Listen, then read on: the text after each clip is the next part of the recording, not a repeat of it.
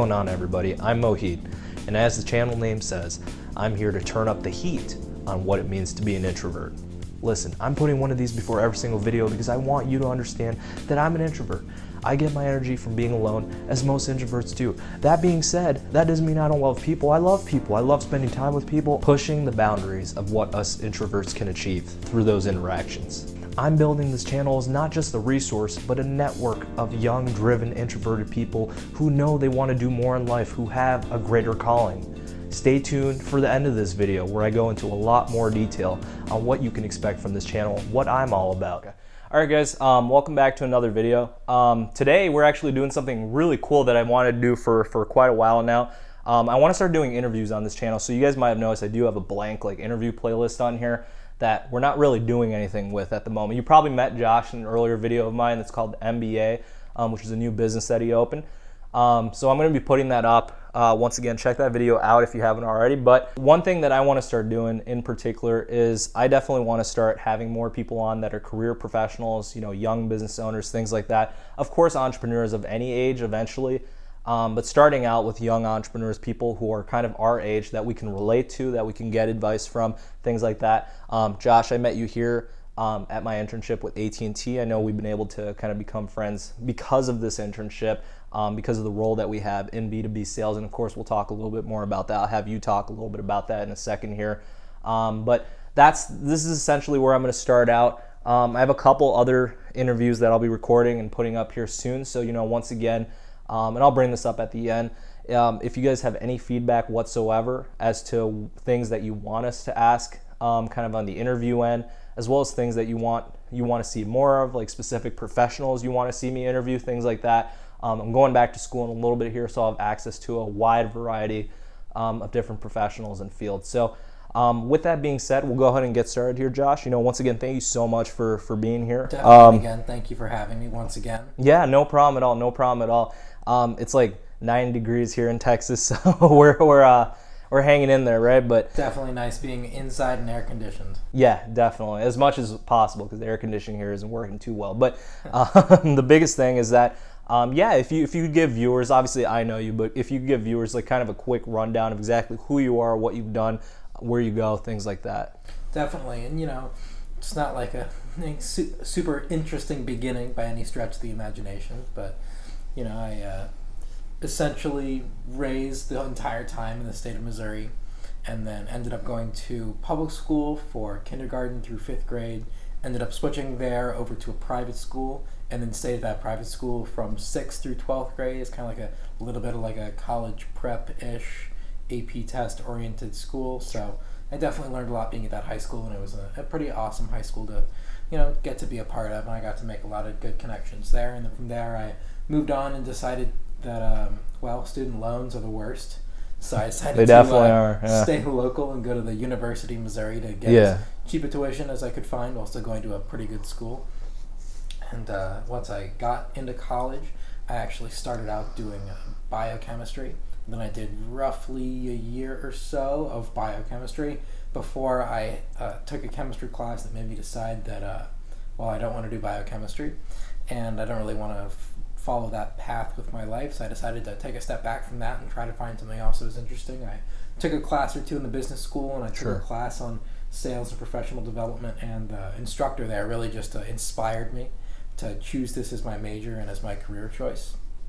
And he's definitely become a mentor figure to me, and that's how I ended up kind of here today in the sales program here at AT&T B2B Sales. It's definitely through that route. That's awesome. So how long have you spent in the sales program over at the university? Or you took the sales class, but you're in a marketing program, correct? So I've only actually spent one semester in the actual program. I took a couple of classes the semester before that, just kind of like that's what got me hooked originally.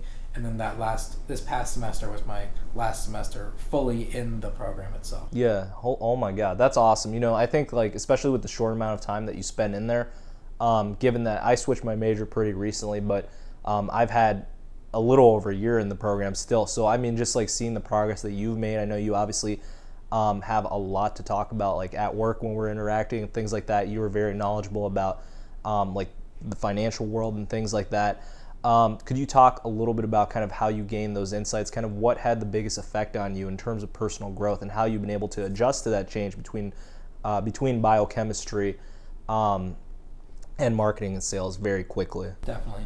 And it's this is what I say is not a dig at the public education system whatsoever. And I think it's very important. It's fine if it is. But stepping aside from that, I think that the most important things I picked up that have helped me with where I am today and where I hope to one day reach is everything that I did outside of the classroom, which is, like, for example, going to sales competitions through your university. Sure. Or getting internships. Like my internship, not this summer, but the summer before that, was working at a financial planning firm up in the Bay Area. And that was just really a wonderful experience. And I learned just so much about finance in general and a lot about retirement planning and that kind of stuff just from having that internship. And like that experience plus like a sales competition experience plus now this internship here at AT&T B2B have been three of the major players in kind of giving me that insight in the business world. And then outside of that, it's really just whatever you choose to do with in your free time. That really definitely matters. Like, having fun is fantastic and I'm all for it, but I definitely spend at a minimum an hour a day reading, whether it's tracking the stock market, reading the New York Times, Wall Street Journal, or whatever other news publication I happen to be reading that day. I keep it mixed up, but I like to be informed on politics, economics, current events, just because I think it's all relevant. It's all very relevant, anything you want to do. And I am an aspiring entrepreneur. So if any kind of I would say you're even an entrepreneur at this point in time now. I'd say that my business is aspiring, but maybe I've become the entrepreneur I wanted to be. Yeah. Even though my business is a work in process, but really what I find that it's all about is it's really that within this business, so many little things can happen in the world that could affect even my little startup business. Sure. So I just want to have as much knowledge and information as possible. Definitely. And that's even how I actually came up with the idea for my business.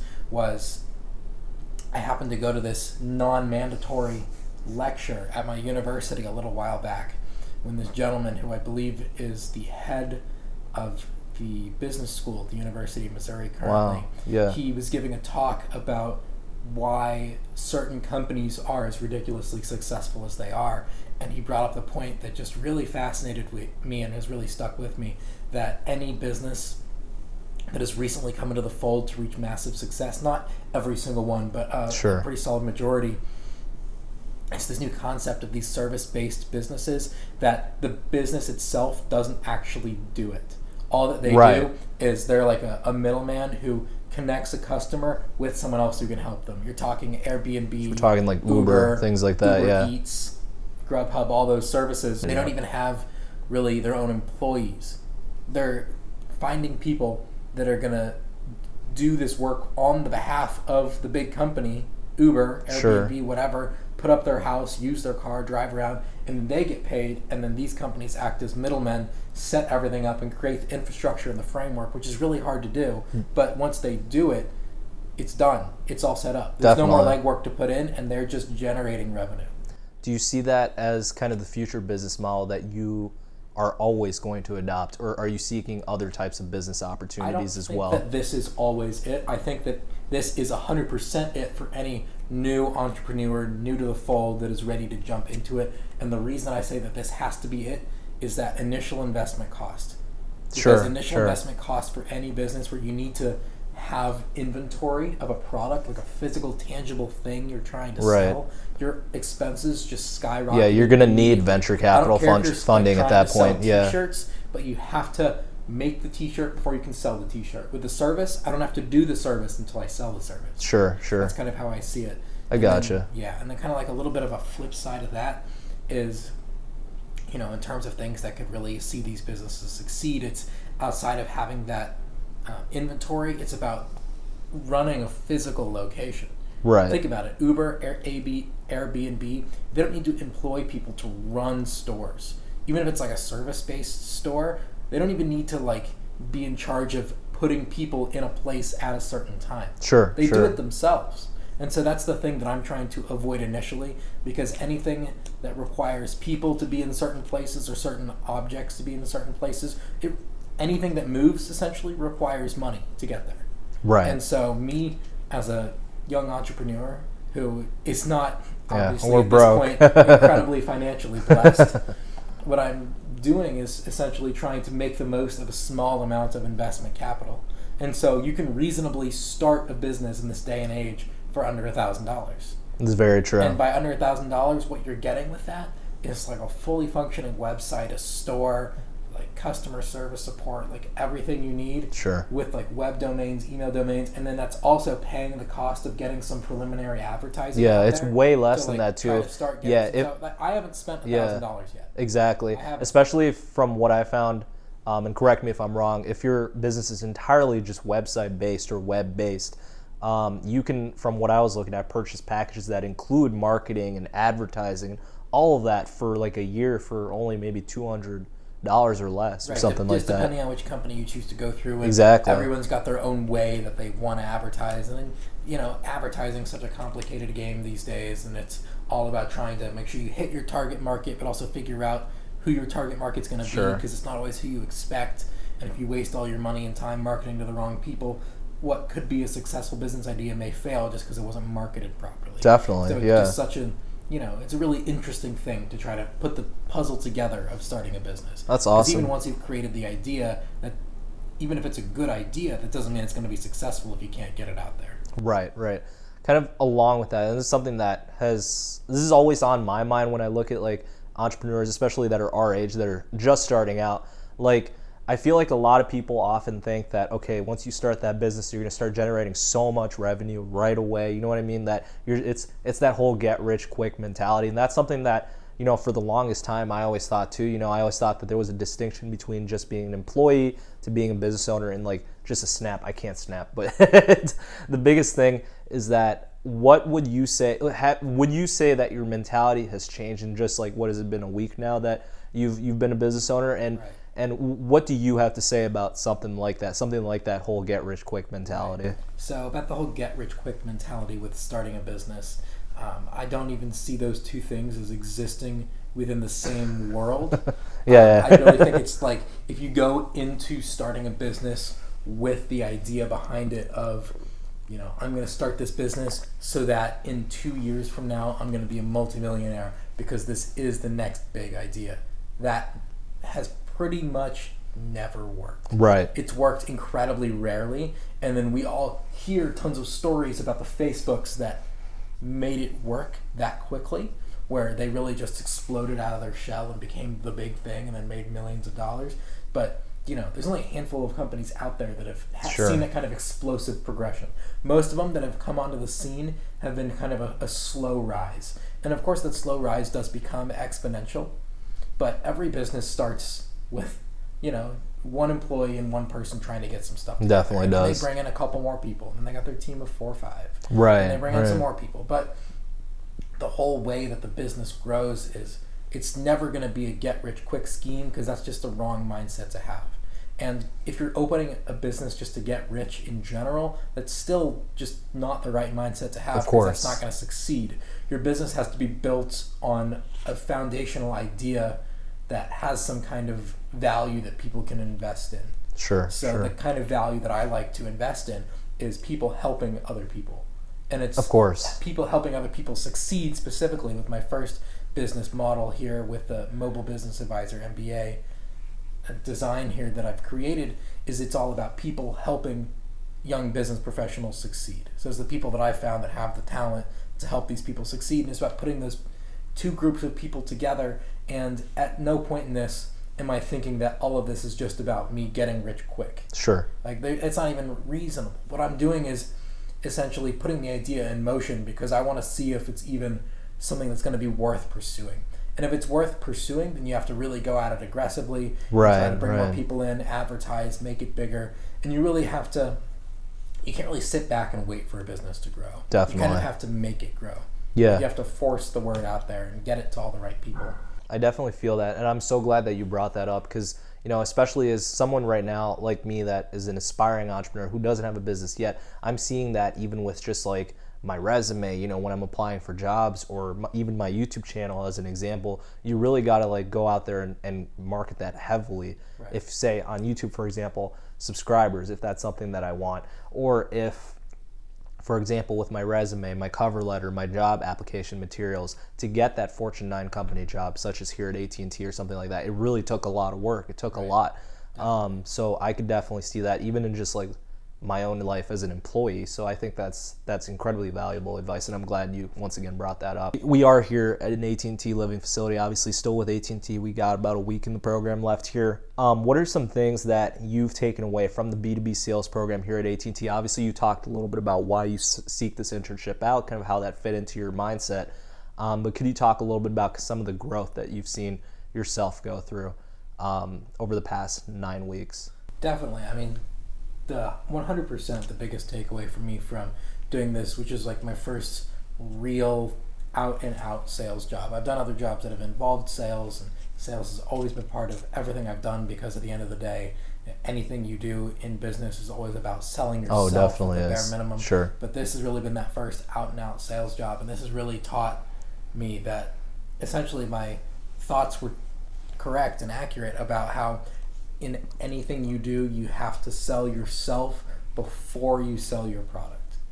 People don't even oftentimes care too much about the product that's behind it. What they care more about is the face of who or what or how the product is being offered. Oh, most definitely. That's definitely what it is. Like, you're on the call with a customer, and like you're trying to sell them some AT&T product, and it's really, really hard to sell someone the product by talking about just the product all day, because in this tech world there's probably at least 5 companies that can offer any given product. Sure. There aren't that many like individual purely unique things out there that is just like a must have for someone. Like all of these businesses out there in like business to business sales, they all have multiple options that they could go Definitely. get. Some of them are going to look for a better price point, some are going to look for better quality, whatever. But at the end of the day, what I learned is that it's really about the person who's selling it. And every business or any person, what they like most is to buy from someone that they either like, trust, or both. Sure. And that is what they're going for. Like the rise of Apple is what I see as a fantastic example of people just continuously buy from a company that they like and trust. And then all of these companies that have kind of become trendy and like fashion statements, or like the biggest names out there, those are all the companies that have gained the like and trust for sure. Different people. And AT&T is, they have some of that like and trust, but they really, in business to business sales especially, those companies have to put it in the hands of their salespeople to go out and find those local business owners and to try to earn their trust and to try to get them to like us as the sellers. Sure. And once we are able to establish that connection, that's how we can actually have traction. Now, even after that trust is established, it doesn't mean they're always going to buy from you. It doesn't always work like that, but that'd be great if it did. It'd be great. I would have made a sale this summer. It'd be great if it did. But it all kind of ties back to that original entrepreneurship idea, which is when you're starting a business, you pretty much have to start a business that you are comfortable being the face of. Sure, so it of has course. to be something that is like a value that you believe in as well. Because at the end of the day, to start a business, no matter what, you have to sell that business to at least a couple other people. Right. Because you have to sell it to other people who are going to like essentially help you create it, because no one person has every single skill required to create a business. Because someone has to come up with the idea. Somebody has to figure out, like, will the idea work? What are the shortcomings? Like, how is it going to get put together? Someone has to be able to actually put it together, design it. Who's going to like write up your legal documents? Who's going to, build your website? Who's going to do your graphics and make your imaging? Who's going to do your advertising? Who's going to run your social media pages? There's so many different components that I could list of starting a business.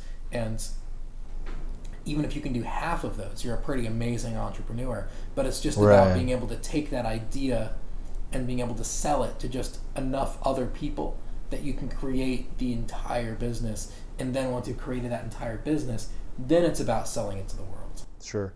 Yeah, no, that's definitely key. I mean, something that, I do a lot of reading. I read a lot of sales books, marketing books. Specifically, that's my focus for, I believe, the past year. And the one thing that I'm realizing, especially like when you're selling any products or services, you can have the best marketing campaign on earth. You can have, say, like the best staff on earth or anything like that to like promote that product or things like that. But all that at the end of the day doesn't seem to matter if people don't trust your brand, if they don't trust what you're trying to do. It doesn't seem like, and from what you're telling me right now, like it clearly doesn't seem like something that's going to be a huge asset for your business if you can't establish that trust like right off the bat. So once again, I'm glad that you brought that up. I mean, have you noticed anything like that with the business that you just recently started, MBA? Right. So the way that I kind of like to translate that into my business is that like, anytime if somebody were to like place an order through us, then essentially I am adamant that every single person who works below me, and that even if I myself am working on behalf of the company, that everything we do for a customer has to be done essentially the best that we can possibly do it. Oh, of course. Because that's about establishing that trust and establishing that customer relationship, because the words of customers spread the news of your business faster than any way you could ever possibly want to advertise. Sure. It doesn't matter what you try or how you do it. Buy a Super Bowl commercial, I don't care. It's going to spread more quickly and more efficiently when people are just talking to other people about it. And so if someone has an incredible experience with your company, they're going to go shout it from the rooftops. They're going to go tell their friends. Oh, most definitely. I think they're like, oh, I needed a resume done. They came to MBA. Sure. They had a wonderful experience. Maybe the first resume we sent them wasn't quite what they were looking for. They wrote us back and like, hey, this wasn't quite what we were looking for. So we'll rework it for them, send it back again, keep doing that process till we get what they're looking for. And then at that point, hopefully we'll satisfy our customers. And then they can shout it from the rooftops for us.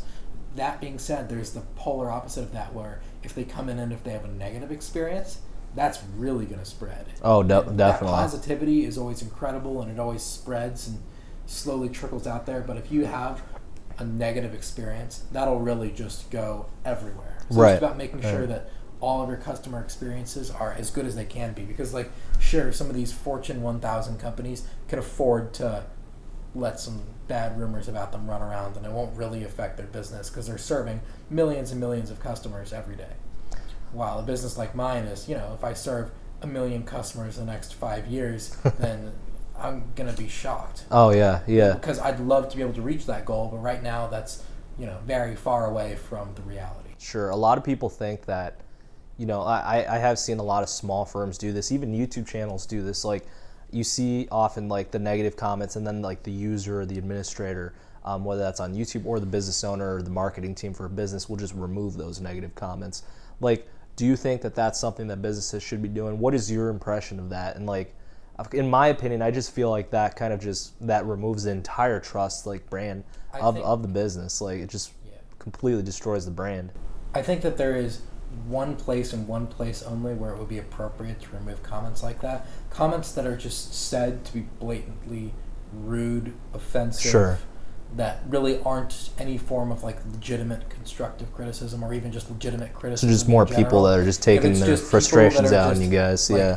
Going at us. Like, if they have a reason, like if we did something to them that was wrong, then they have every right to post that. And I don't think that it would be ethical or moral of us to delete that. Of course. But if someone is just saying something that is like obscenely racist, sexist, whatever, fill in the blank here, anything that is an objectively incorrect thing to say, then I think those are the kind of comments that companies should take down, because there's no need to kind of leave those kind of hate comments out there. Of course, necessarily like about your. That's a really good way to look at it, because I never really think about that line when I'm personally looking at comments, or I'm personally looking at how businesses are managing that. Obviously on Twitter you see this stuff all the time, and especially on Amazon when you're looking at reviews, we'll just think about like the last time that you or say any of your viewers were on Amazon, like the fact that you're so willing to trust, like when you're buying a new product, whether that's like a blow dryer or like a new Xbox or something like that.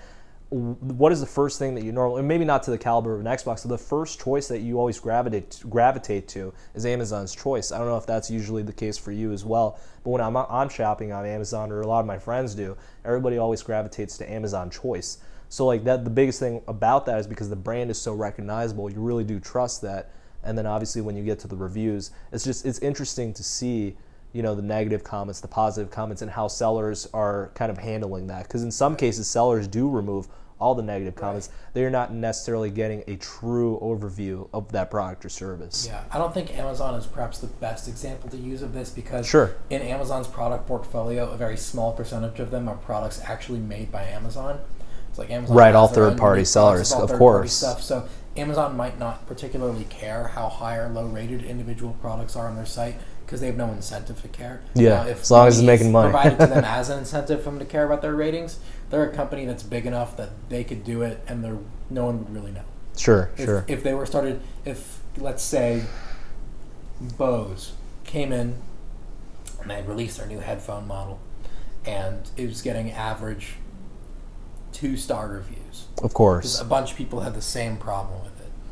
They could pay Amazon to go and delete all the comments about that problem, or at least like the vast majority, move the rating up to like 4.7 stars, and leave like a couple of comments with that problem, enough that like it's there and was like really off to the side. No one would know. Sure. No one would be the wiser. Of They course. could do it because they have the power to do it. When you're talking about a business as like any Kickstarter, those businesses are so small that your room for error is not even a single person. Oh, most definitely. You should not be deleting a single negative comment. Most if you're definitely. deleting one negative comment, one bad review, that's not one that's just like blatantly like racist, wrong, whatever it may Sure. be. If you're deleting that, then you're like I feel like that creating a just really bad name says for something your about business. what your business is doing in the first place. Yeah. And the Yeah. less people that are customers of your business, means that every individual is a higher and higher percentage of your consumer base. Of course. Yeah. And those people that you're depending on to spread the word. So instead of deleting those comments that are critiques of what you're doing, it's about, whether it's as a company or as the person running the business as an individual, I would seek out to, if anybody were to give us negative feedback about the business, I would love to reach out to that person, whether it's like commenting back on their comment, getting their email and getting in touch with them personally. Sure. Because anybody who has a critique of my business, I would really like to hear it out, because I don't think that anything that I'm doing should be critiquable, essentially. Like, of course, like, we can't always make the perfect resume for everybody every Definitely, time. But yeah. the whole way that we operate with like the satisfaction guaranteed and everything like that is, if you aren't happy with it, we want to keep working with you to make it what you're looking for. Exactly what you ordered. If you're Yeah. happy with the representative that you're working with, then you could just say so, and we'll just switch, and you can work with another representative of our company Sure, who may be sure. able to better help fit your needs. But the point of all of that being that, well, yes, we may inevitably do some things that may be worthy of a critique. I think that all of those kind of issues are issues that should be able to be worked out. Definitely. Yeah. Because as long as you're running a business morally and ethically and doing the very best you can for your customers will recognize that, and they'll be very appreciative of that. And that's, unfortunately, as it goes, that the larger and larger a business gets, the less and less they have to care about each individual, because they make up a smaller and smaller percentage of that consumer base. Like Amazon can afford to have 20 customers permanently boycott them for life. Right. And they're going to continue being a multi-billion-dollar company. Nothing's going to That's change. right. Exactly. If I had 5 customers who were going to boycott me for life, so that they hated my business and wouldn't touch it ever again, that would be detrimental to my business at Sure. this stage. It really would, because those are 5 people who, if we flipped the script and they were people who had a wonderful experience with my business, and they're now going and, their friends ask them like, hey, do you know where I can get some help writing a cover letter? They're like, oh, let me tell you about this great experience I had working with this company. Of course. Instead of them saying, oh, well, just whatever you do, make sure you don't Avoid use this company, and then MBA that's horrible for you because guys. They were Yeah. terrible. Exactly. Exactly. Like this, any small company, you have to care so much about each individual consumer. Sure. And then it's a much larger ethical dilemma once you talk about these large scale companies. And I would love to one day be in a situation where that's the kind of ethical dilemma that I'm able to approach. Yeah. And I would love to be able to bring this same approach into that discussion, but that is a discussion for perhaps another time. For Most definitely. No, I think that the fact that you're thinking about all this, like this early on, is just incredible. I see a lot of young entrepreneurs at Purdue, and given a lot of them are awesome. They're doing some really cool stuff, and I'll try to get them on the channel as much as I can, of course. But the biggest thing that you often see with a lot of people starting out is they really don't think about the customer. They really don't think about, okay, what is this feedback doing for my business? When somebody says something negative, they're like, my product's fine. If they don't like it, they don't like it. I think that that's just incredibly dangerous for a small firm starting out. And that's why I'm so glad that you brought that up and that you're thinking about this in the early stages, because that's really what's going to help it grow. I know you talked a lot about like the kitchen experience you've had with Chipotle in the past, right? How long have you worked with them? Worked there for roughly a year and a half. A year and a half. That's awesome. And the biggest thing that, because a lot of my buddies back home, they started in fast food. I started in warehouse like services pretty much. So like, could you talk a little bit about that? Obviously, you are very customer centric in the business that you're doing right now, which is again something that a lot of business owners starting out don't have. So like, is that something you gain working in the kitchen? Like, how's your experience been with Chipotle? I mean, like, working in the kitchen is like there's a little bit of a degree of separation there from the customers, and that's more of like a personnel management, and that's a game of personnel management, personal time management, and I definitely learned a tremendous amount from that. And I think that like having a customer service job, especially like what is considered a low tier customer service job, is essential. And so fortunately in my time working there, I was able to do a little bit more of that like front of house customer service stuff as well. And I think that is crucial, because I think that just disregarding anything about business for a minute, I think it's essential that everybody experiences being on both sides of that counter. Oh, of course, the customer of course. and the person who is completing the customer service, because it really, at least in my own opinion, helps you understand how to treat the person on the other side. Yeah, of the it counter. opens your mind. Whichever side you're on, you need to know how to treat the person on the other side, because I feel like I've, kind of a weird thing to say, but become a better customer. Yeah.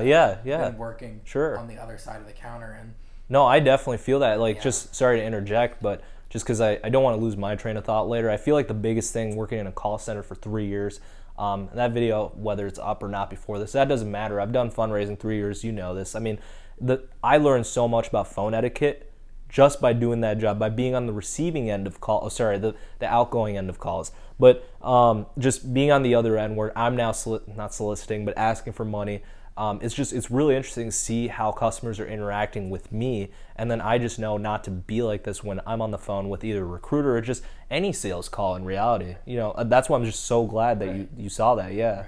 I mean, the way that I see it is any unique experience anybody could possibly give themselves is definitely worth taking, because as much as you can broaden your perspective, you should broaden it as much as you possibly can, and that's all about diversity of experience. So I've intentionally tried to have internships that are incredibly different from each other. In my past I've worked in jobs that are all incredibly different from each other and not related to each other whatsoever, because I just want to get as much diversity of experience as I can to try to be as well-rounded of a person and try to be as understanding of all different situations, types of people, etc. That's awesome. As I possibly can be, because I think that in itself can become really, really crucial if you want to go into business yourself, because you have to understand how so many different kinds of people like to think and interact and that kind of thing. Sure. Like, the more you can expose yourself to, then essentially the more of a leg up on any potential competition you would have, because you might just have a level of understanding somewhere that they don't, and you never know when anything that you learned could come in handy later. So my follow-up question to that is that, being in a kitchen setting, I know you talked a little bit about customer service.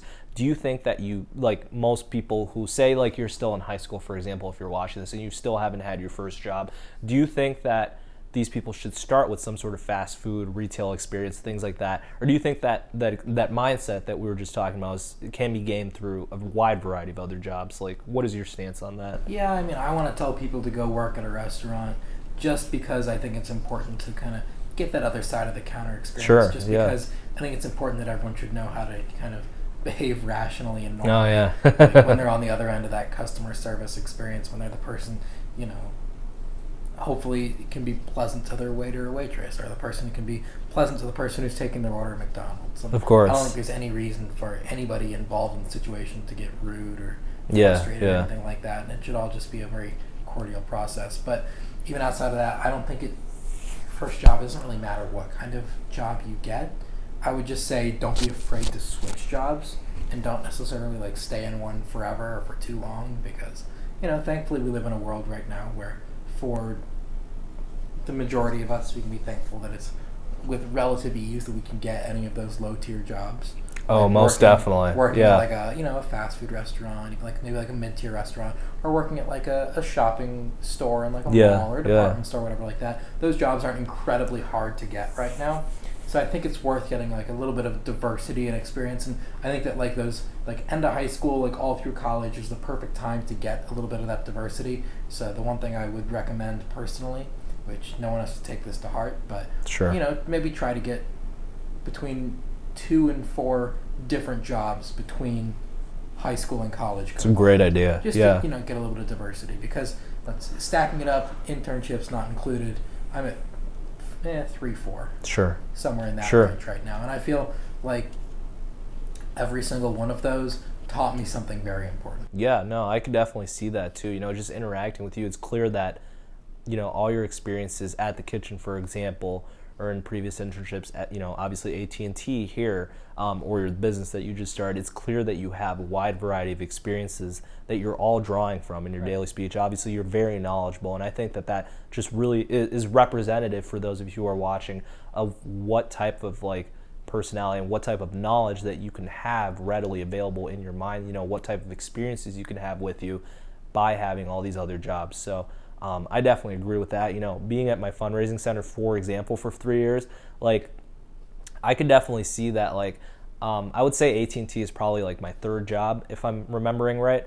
So the fundraising center and then the warehouse I worked at before that, and that's why like making the switch. I'm fine now, but making the switch to AT&T was like it was so huge for me. Like it was just a much different culture that I've experienced, because I've never learned how to like handle that different dynamic like in management, or like with other coworkers or things like that, because I spent like 3 years at the fundraising center. There was no change during those 3 years. So I could see that in my own life too. I think that's awesome advice. But that being said though, never cut yourself off from a job opportunity because you feel like you've done your time here and you have to switch. Like one thing that I've learned definitely in my time working at this Mexican restaurant is that, I've stuck around for as long as I have. Like a year and a half is a while for me, and like I've taken breaks to do like other jobs here and there in between, like leave for a summer, come back and keep working for them, whatever. But being promoted there twice in the time that I've worked there, I think that is equally as important as finding a job somewhere else, is finding a singular job where you can kind of get those promotion opportunities. Because again, back to that like a little bit like a resume building piece, is if you want to work anywhere in corporate America, it's going to be a huge standout to show that you've been promoted once, much less twice, at any given place that you work. And I think diversity of experience is incredibly important, but I think also diversity of experience within the same workplace setting is also so you're not important. just job Going hopping, from a crew member to kitchen manager to service manager, like being able to take those stepping stones and take on different roles within the same setting and getting a different angle or a different view of how things are run within the same setting is also definitely an experience worth having. Awesome. Kind of to build off of that, what are some of I know you talked a little bit about your 1 hour of reading that you do every day, at minimum, of course. And earlier I brought up, the whole idea of like me reading like sales books and marketing books and things like that. So what are some of the daily habits that you use, kind of bringing it back to now, not so much the past now, but over time, what are some of the daily habits that you've acquired, whether that's reading or just like a random thing that you do to keep yourself motivated and to keep yourself just like professionally and personally growing constantly? Right. I mean, one of the things that's taken my interest recently is the stock market, and I love to do kind of a deep dive into individual stocks, and I'll choose a company. Like the one I've been taking a look at recently was AMD, the microprocessor company, and I would just take a deep dive into them and just read essentially whatever articles I could get my hands on and just get every perspective I possibly could, just to stay a little bit literate about the technology world, because it's a technology that's involved with Bitcoin and that kind of thing. And it's involved with PCs, which are, the custom built PC world is definitely a growing industry as well. But all of that being said, it's worth taking these like individual deep dives because you kind of learn a lot about economics and stocks and how things affect each other, and it's just worth staying well versed in that kind of stuff. But outside of taking those like stock deep dives, Sure. it's just about staying like up to date on current events. We obviously have like the Democratic debate cycles going on right now, and whichever side you prefer to lean on in politics, if you prefer to lean one way or the other at all, it's just always worth, in my opinion, staying at least somewhat politically versed. Sure, exactly. And so that's also something that I like to keep up with. And then it's just worth checking out whatever you're interested in. Like one of my personal interests is I have a lot of interest in soccer on both the United States front and the European front, Africa, and wherever else in the world that soccer is being played, which is pretty much everywhere. So I'm always reading about that too. Like what's the next transfer, who's going to go where, what are like the new rules and regulations, and like the finances of like all of the big money moves that are happening and all that kind of stuff. Sure, and I think it's important that you have that additional thing beyond just like stocks, current events and things that you kind of use to mentally take a break too. I think that's huge. That's huge. It's for those of you who know me, like of course you know that I love gaming. Haven't done much of it recently, but it's definitely like another piece of content that I put out there just because like that's kind of like my thing. So like of course like I think that you brought up a very, very good point of like going into business, opening up your own business or multiple businesses. Of course it's going to be a lot of work, but I always feel like it's important to make time. Like how do you you got to take a break. Yeah, how do you in your life kind of, and I know you touched on this of course a little bit already, how do you kind of create that balance between like things that you do enjoy doing to give yourself a mental break and then things that you have to get done in order to continue growing, or just for the classes or your business or at work or things like that you have to do? Right. I mean, starting a business should never feel like a huge burden on you yourself. It should be something that you like kind of like feel excited about, like you're looking forward to, and like the work that you're putting into it like shouldn't be this painstaking, back-breaking work. It should be stuff that's legitimately exciting or energizing or motivating to you. And if a certain aspect of starting a business isn't exciting to you, then that's where I'd bring someone else in. Don't do it. Just to help you get that part of the business off the ground. Even if you love the idea but graphic design's not your thing, then just bring someone in, find a friend who knows how to do it, or hire out if you need to, and just find somebody else who's going to help you do that one part of the design and get it together. So with starting a business, it's about essentially doing the parts of it that excite you.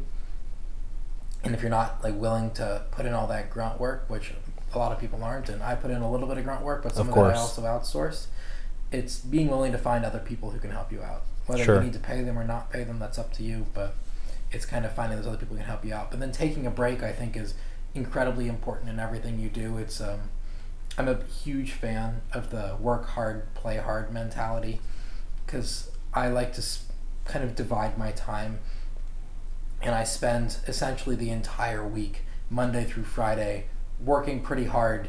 I'm, showing up to work from 8 to 5. And then all of my time outside of work, I'm normally spending those evenings. I'll do like some reading, like right when I get back from work, get some dinner, and then after that, it's like all deep dives into things for my business, like doing specific targeted market research, doing advertising research, whatever I need to do, just pretty much every day of the week, except for weekends. I'm just doing deep dives, research, putting things together, Google Analytics, whatever else I'm working on that day to kind of keep the business floating. And that's after I come home from a 9 to 5. An 8 to 5 job. But and then the weekend is kind of, most of the time it's just like relaxed time, like doing things that I enjoy. Like it'll be like, I'll spend 30 minutes here or there doing like a little bit of maintenance, or, I got a request, or somebody on my team has a question, and I'll, talk to them for a little bit, and then we'll just like, talk about whatever and shoot the breeze for a little while. But, a lot of soccer in the world's played on weekends, so I'll catch at least 1 or 2 soccer games a weekend. But it's always important to make sure you're putting the work in. You also most have definitely. to get something back out.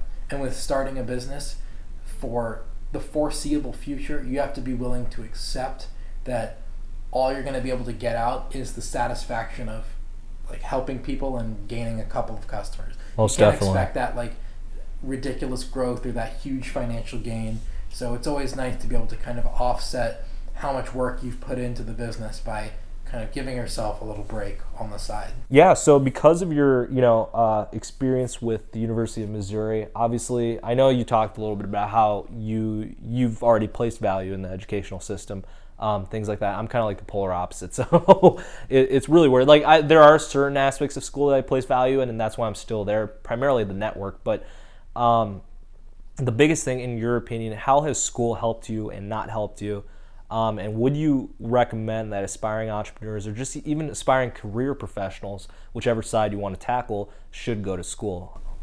I think you undeniably should go to school because we live in a world where having a college degree has much more sway than it should. Oh, most definitely, yeah. So you open so many doors for yourself by having a college degree. You can look at all the research, read all the statistics about how much more money you're likely to make, or how much more successful you're likely to be with a college degree versus not having one. And I think that it's just, I'm getting a college degree because I think it's just going to be a great tool for my future. Sure. I think that it'll open doors for me that otherwise would remain closed by having the college degree, and I've essentially made an investment by choosing to go to school and having that degree. I think that the information that you learn in a classroom, a majority of the time, is probably not going to be relevant to your life ever again. I really do think that a lot of the material I've learned in school, like taking all these classes on, accounting or economics, whatever it is, a lot of these principles that I'm learning, like while I take away some of the economic principles with me, like a little bit of the accounting, like I'm not going to need to memorize these accounting equations. Most definitely. Again. If I ever need them in my future, I will either hire an accountant or look up the equation again and then recrunch the numbers using like an equation calculator online, even if I need one. Sure. I just don't think that it's the way we're being taught is a way that's really, it's kind of interesting. The way the educational system is designed, I see the merit in a very different light. I think that anybody who has a college degree has essentially proven that they can put in a lot of hard work and effort to do things that they probably don't want to do. Almost every single person has graduated college and taken at least one class that they did not like whatsoever. Oh, most definitely. Those physics for me. I've taken plenty of classes I didn't like Yeah. in my time at school, and I'm sure I will in my time to go. Sure. But what it's all about is you are proving to any future employer, or at the very least to yourself, that you can do and receive a satisfactory or better result on something that you do not want to do whatsoever. That's a really great way to look at it. Yeah. In your career, at some point, you will have to do something you don't want to do. Right. Whether it's you have to grind it out to hit your quota to get that promotion that you really want, or whatever it is that you have to do. Go to a function you don't want to go to, network when you aren't really feeling it, whatever it may be. You're going to consistently, not every single moment of every day, but you're going to have to consistently throughout your life do things that you don't want to do. And college is a great way of teaching people that skill, making people do, on average, 4 years of a majority of stuff that they don't want to do. Sure. Like undeniably, like probably the first 2 years of school, when a lot of people are taking like heavy gen eds and prereqs and all that kind of stuff, like think about medical school. The classes are designed as weed outs. It's weed outs. That's exactly what it is. Fun. They're not designed to be entertaining. They're not designed to be enjoyable. I kind of don't really love using that example because there it's really important to learn the actual information because as a doctor you need to know that. You need to know it. But in the business world, if I don't remember anything that I learned, I would say 90% of what you really need is really the, like you said, the ability to jump into a situation, handle something, even if you don't necessarily feel like you want to or feel like you can. That's what business is. It's the ability to adapt. So I'm really happy you brought that up. That's something that I never really thought about. When I'm very anti-school, but to really think about something like that, to think about like the aspect of being trained to really do things you don't want to do, I think that's incredibly valuable. Yeah, it's going to change my perception. That first of all is incredibly valuable. And the other part of it that's so valuable is it's really, really difficult to simulate the college scenario without going to college. Sure. And college is really tremendous for this reason. It's not about what happens in the classroom. You can't simulate how your life would be as a college student outside of the college classroom. Sure. As someone who doesn't go to college. That's pretty much impossible to simulate like having those opportunities to meet those professors who are well connected or who are willing to take you to a sales competition where you can go meet someone who's going to connect with the right person to get you a job offer, or you sit next to the right person in class who happens to have an incredible business idea and is just looking for someone to go in on it with them. That's awesome. Like it's just little stuff like that. Like it's always in the areas that you never expect the opportunity to come hit you.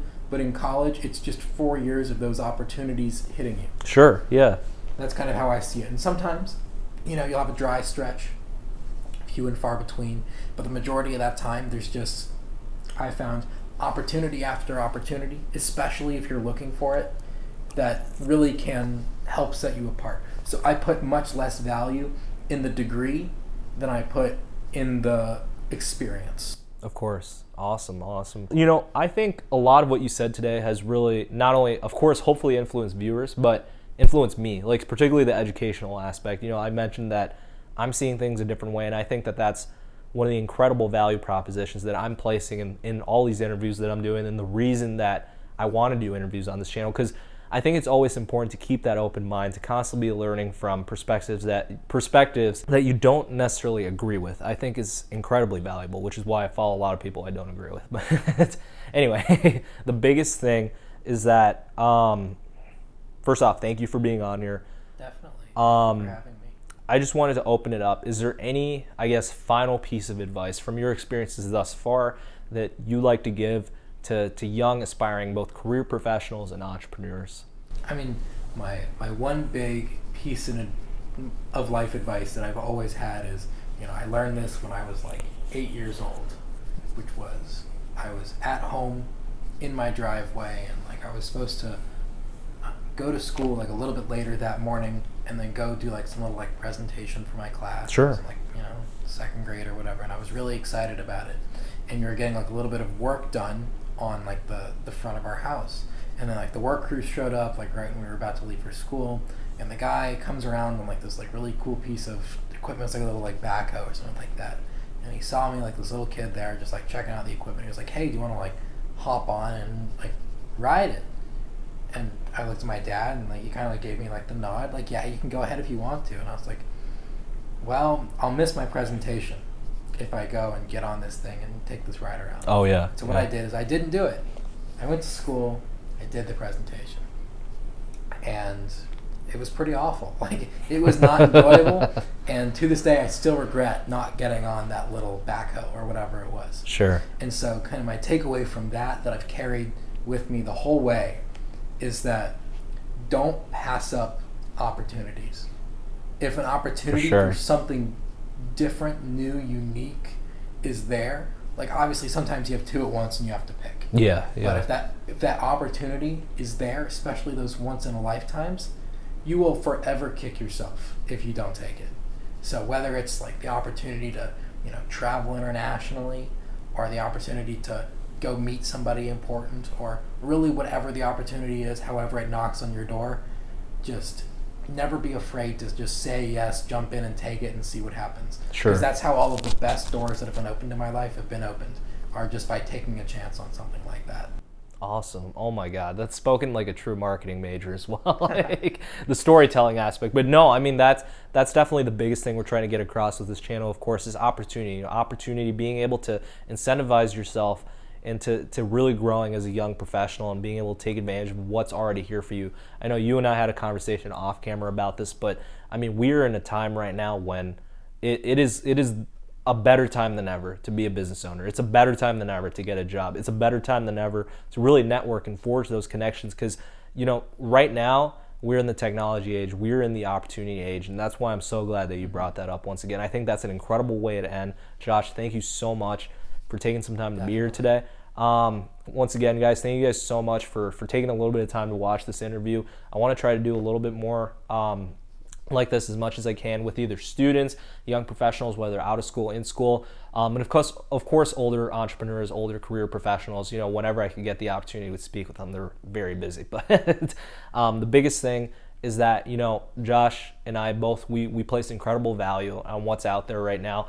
I would say if you could take away one thing from this interview, I would definitely say it's that whole opportunity mindset. Like, definitely be open to whatever's coming your way. Kind of like I was talking about earlier, even if you don't agree with something, as long as it's legal and as long as it's ethical, I think it's worth taking a shot at. It's worth looking and checking out. And at the end of the day, that's really going to help you grow as a person, as a professional. But yeah, once again, guys, thank you guys so much for your time. Peace out. All right, everybody, I hope you guys enjoyed this video as much as I did making it. Once again, this is just a small snippet of what to be expecting from me and this channel. We're all just a bunch of introverted nerds just trying to find success and leave our footprint in the same way as our extroverted counterparts. Whether that looks like starting a business or just finding the right job. This channel is going to focus on providing a ton of professional and personal development contents for all of my fellow peers out there, people who are going to be the future leaders of the world. Let me just say that I'd love to have a conversation with each and every single one of you. So go ahead and subscribe and leave a comment down below. Share your success stories, your dreams, your goals. Let's talk about all of that. This is what really pushes people forward. This is going to help build a community. At the end of the day, I can only share what my experiences have been thus far, but you guys have so many different experiences outside of that. I'm constantly learning and growing every single day, so I'll always have tons of ever-changing content on this channel to put out there. With all of that being said, thank you guys so much for all support that's been shown so far. As all of us introverts recognize, a little support can really take people a long way, and that's what I really hope to be sending around as we work together to build this community. So with that, go ahead and subscribe, like, dislike even, follow, comment, and share around with your friends and family. Let's all work together to assemble the future leaders of tomorrow and get this movement going.